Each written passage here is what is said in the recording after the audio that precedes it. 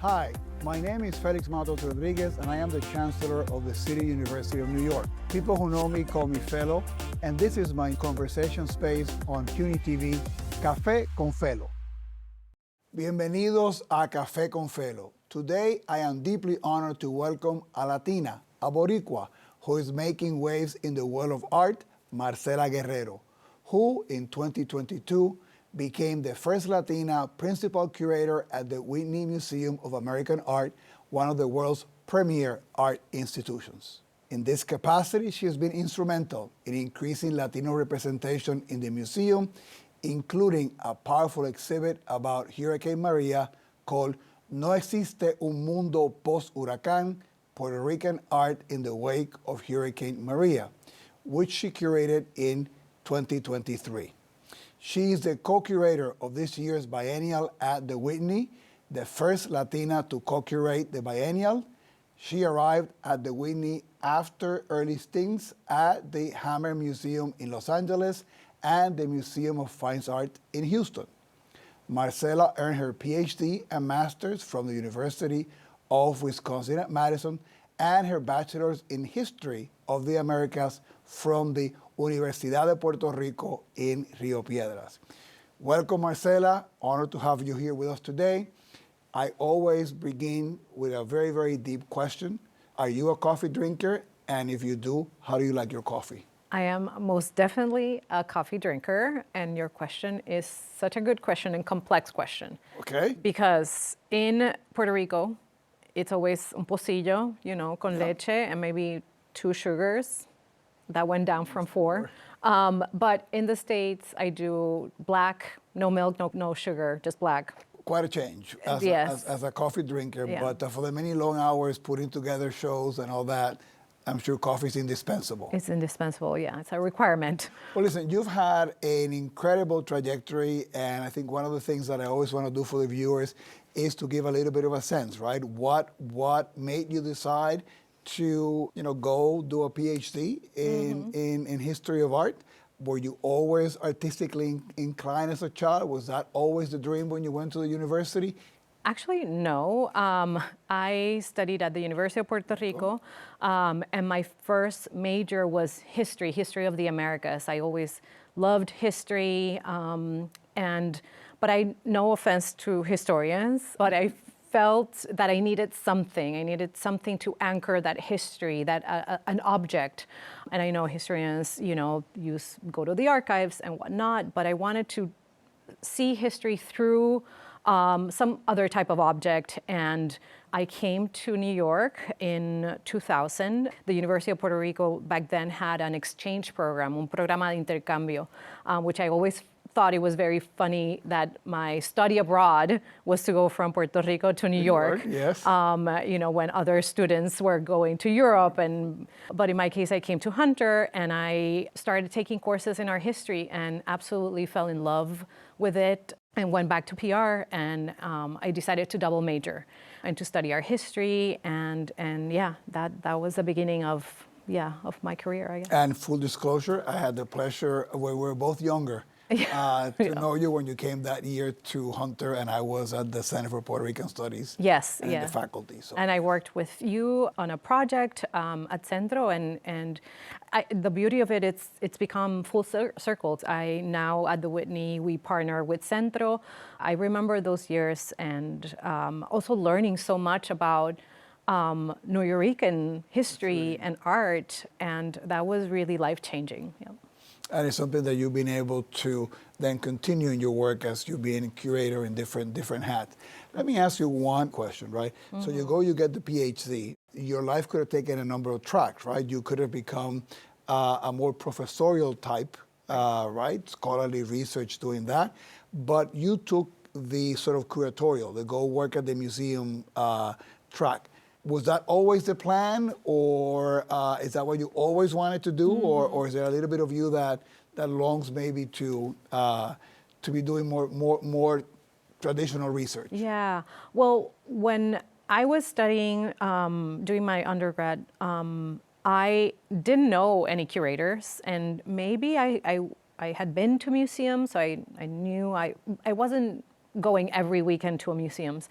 So I had an awareness and I was drawn to museums, but I didn't know what a curator was, what a curator did. When I started in grad school, that's when I became aware that people with art history degrees had these two options, or maybe more than two, but to be an academic and stay in academia or go into the museum route.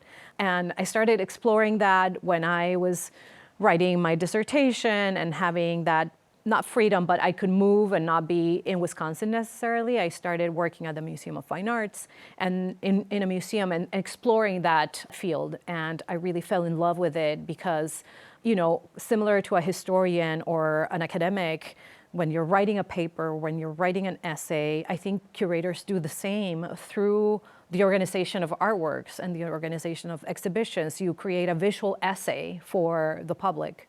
For those in the audience who might not exactly know what a curator does, what are they doing? And I guess it also depends on the size of the museum and the collection, all of that. But yeah, right. It depends on the size of the museum, on many factors. I like to equate it to an orchestra conductor. We are the visionaries, the leaders of an idea. And I work with, you know, my development team to fundraise for an exhibition. So I tell them, this is the story that we want to tell.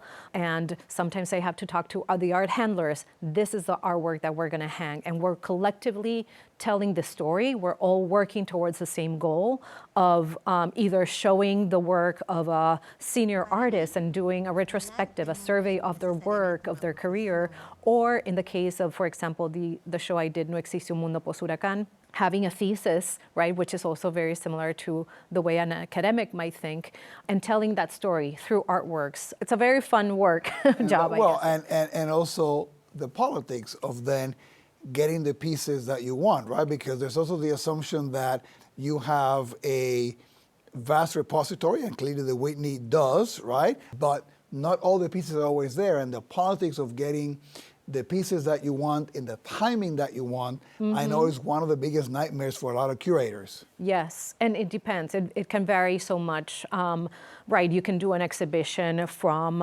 which we do a lot at the Whitney, from the permanent collection. We have 26,000 objects.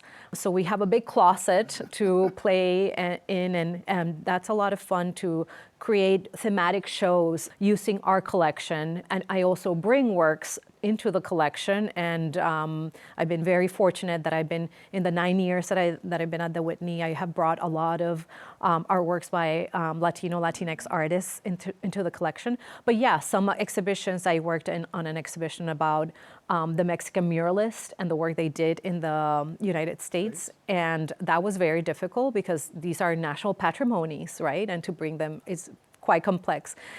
And then on the other hand, I get to work with emerging artists who, this might be their first exposure working with a museum. And that is really also beautiful because you create trust with the artists, in both directions. They trust you, you trust them, and you want to show the work in the best light. And working with artists, especially when they're starting in their career, is really fulfilling. Yeah. And I'm sure that with the artists, like you said, it's always, you have all the personality issues that are part of any relationship, right? So it's not unique, right? But you have all these creative individuals who have their own take about their work, about other people's work, about how their work should be interpreted, right? And you have to navigate all those different beliefs, all those egos. You have to navigate also what you could fundraise for, other things which I know people don't think about when they think about the pains of being a curator. How much space do I have? I mean, things like that affect dramatically what you can put on display. I always say that being a curator is almost like being a diplomat. And these are not skills that are taught in school. You need to read the room and know how to talk to whomever your constituent at that point is, whether it's when you're fundraising, a potential donor or patron, or if you're talking to the artist and going back to working with that artist and creating that trust. I find it because the artists themselves are the first audience of a show. So if I want to borrow your work and I want to show it in a group exhibition, you need to be okay with that. Set that vision. Yeah, set that vision, and you have to either agree or even there are healthy disagreements. But I'm selling my vision first to them, and then it's a collective, endeavor from then. And one of the things, which I'm sure you're familiar with, navigating the Latino and Latin American sort of art world too, that people don't think that, for example, things like the captions, Yes. right, that you're going to write, when you're dealing with being, trying to be bilingual, Yes. that cuts by half what you get to say Mm-hmm. about a particular piece, right? And anyway, so people don't think about those limitations in terms of the work that curators do. Yeah, I'm glad that you brought that up because sure, it's a limitation, but at the same time, the way we talk about limitations are also opportunities. And Yep. in the case of the Whitney, when I started in 2017, for my first show, I asked, can we have the labels in Spanish to have them be bilingual? It had never been done. And I convinced everyone at the museum, and from then on, we have been adding bilingual labels to all types of exhibitions at the Whitney. And this past summer, we became fully bilingual with all of our exhibitions, which, it is New York City. That's one thing that and I'm sure you feel the same. When you step out of wherever building you are, the demographics are a big majority are Latino. So why are we not mirroring what's happening on the outside? It should also happen in the inside. And so this initiative to become more bilingual is definitely something I'm super proud of as, that as a museum we've done. Big contribution. So let me use that to pivot on something that, because for many folks, people who are in the art world love museums, and they get energized. It's part of how they get right, how they live, right?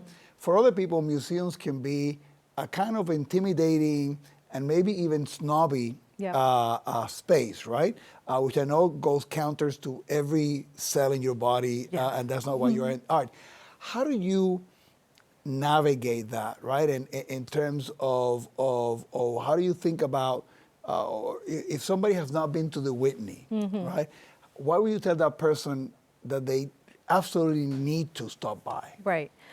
Yeah, the Whitney has this particularity too, that it's a museum of American art. So we focus on artists who either live in the United States or were born in the United States. They might live elsewhere, but even being born is not necessarily a requirement. It's living in the United States. So we have that particularity. There aren't that many museums of American art across the nation. There's maybe 2 or 3. And we show a lot of emerging artists, and we like to kind of be part of an artist's life and career from the start and see that trajectory through. So it wouldn't be strange for us to have done the first show of an artist and then 3-4 decades later do their survey. Yeah, so it's a very unique museum. When I started, finally, when I became a little older and started going to museums, my first kind of exposure really was not even in Puerto Rico, it was in Washington, D.C., going to the Smithsonian's. My sister was doing a fellowship, an internship with NIH, and I went to visit her. She's older than me. And so as a young woman walking through the city of DC and going to museums because they were free, so that barrier was not present. I felt really safe. Almost I equate them to churches. So that was really important to not have that barrier. Now, museums are very expensive. That's not a secret. At the Whitney, we've started adding and creating more free programs. So now we have free Friday nights, free second Sundays, and the museum is always free for people under 25. So imagine a young person with, they have a couple of hours or they want to go on a date, and going to the museum and having that exposure is incredible. So let's talk a little bit about the biennial, right? That is like the big showcase for the museum, right? So it has to be like a great professional distinction to be trusted to be either the curator or the co-curator, right? In your case, tell us a little bit about that process and that show and your role in it. And Yeah, the Whitney Biennial, it's the museum's signature exhibition. This is the 82nd edition, so it's quite historic. And I would say that it's one of the top 5 biennials, triennials in the world. It's renowned for showing the works of emerging artists who then become really iconic artists that we all know and love.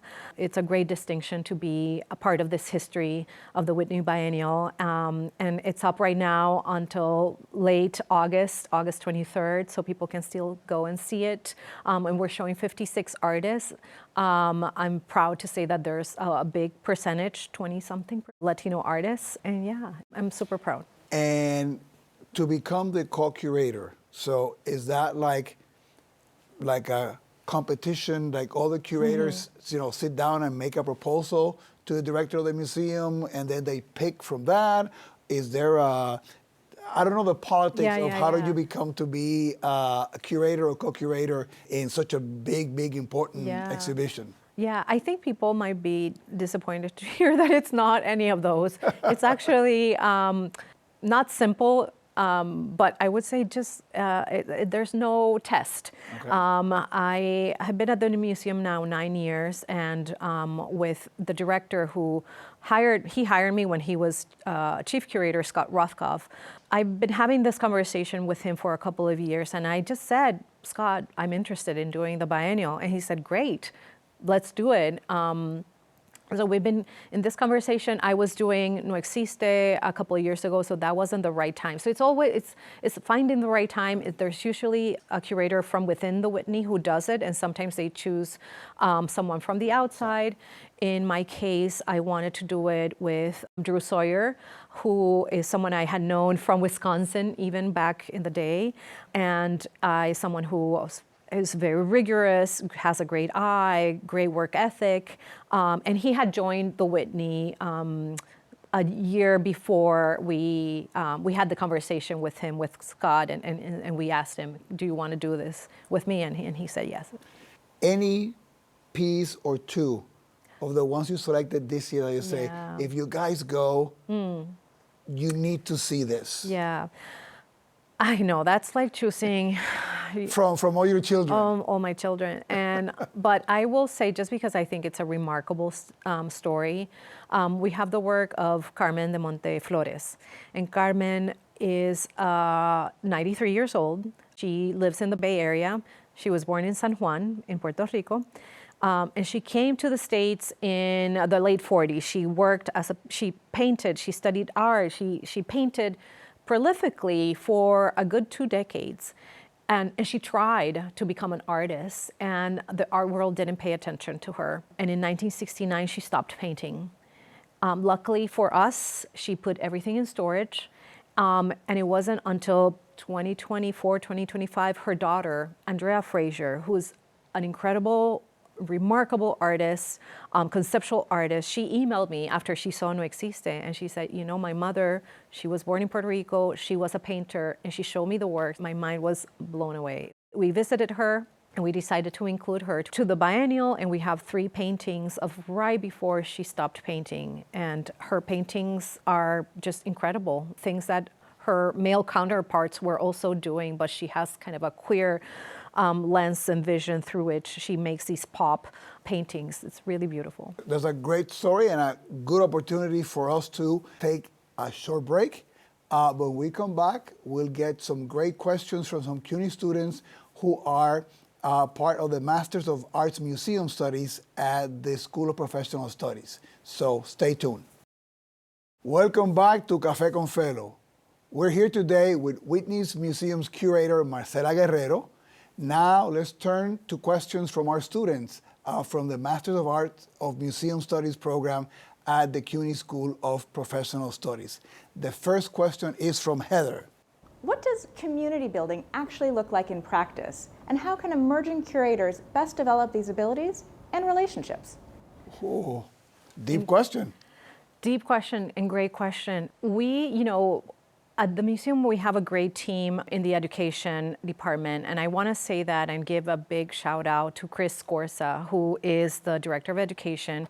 She is from Mexico, and she came a couple of years after I had started, but because she came at a leadership position, together we were able to accomplish so much more than if it had been just me.